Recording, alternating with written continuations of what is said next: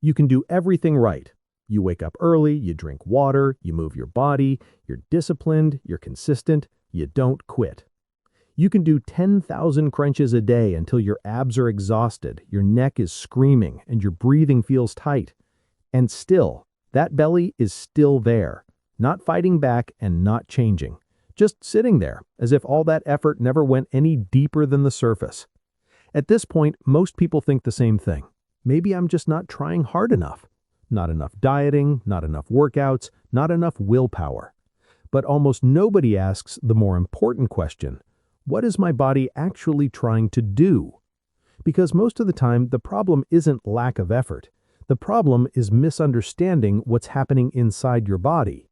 Your body is a defense system. It doesn't ask, how many calories did we eat today? It asks, are we safe? Belly fat is usually treated like the enemy, something to destroy, force away, and burn off at all costs. But here's the issue. Not all fat exists for the same reason. Some fat is soft. You can grab it. You can pinch it. That's subcutaneous fat. It's passive, and it mostly just stores energy. But there's another kind of fat you can't really grab. It doesn't hang down. It pushes forward. Your belly feels hard, tight, almost like there's pressure coming from the inside. That's not muscle.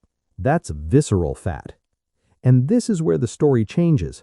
Visceral fat doesn't just sit there. It's biologically active. It releases inflammatory signals, it interferes with insulin response, it influences stress hormones. And in many cases, it doesn't grow because you're lazy. It grows because your body feels unsafe.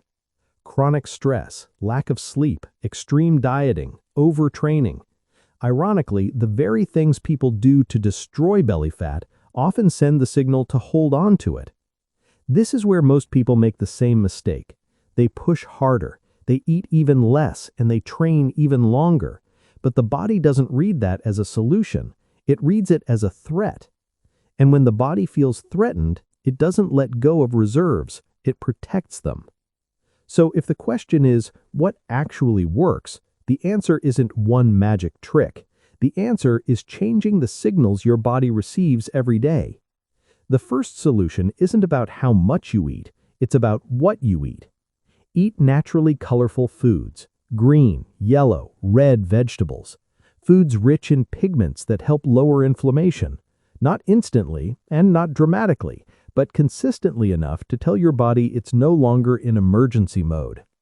When inflammation drops, visceral fat loses one of its main reasons to stay. The same applies to what you drink. Take green tea, for example. It contains compounds that help shift how your body uses energy. Not aggressive fat burning, but guiding metabolism into a more stable pathway. Again, not a miracle, a signal. Movement works the same way. It's not about how long, it's not about how painful. It's about how safe it feels to your nervous system. Moderate intensity movement, challenging enough to create adaptation, not extreme enough to trigger excessive stress. In that state, the body doesn't feel the need to defend. And when it stops defending, it starts letting go. The most overlooked pieces are sleep and stress. Not because people don't know they matter, but because their effects aren't immediate. Yet poor sleep and chronic stress are the best fertilizer visceral fat could ask for. Without fixing those two, everything else often feels like running in place. And eventually, many people realize something important. The problem wasn't lack of discipline.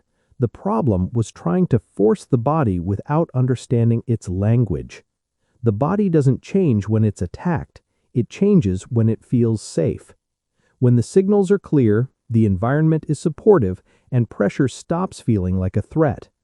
And maybe the biggest transformation doesn't come from doing more, but from stopping the war with a system that's been trying to protect you all along.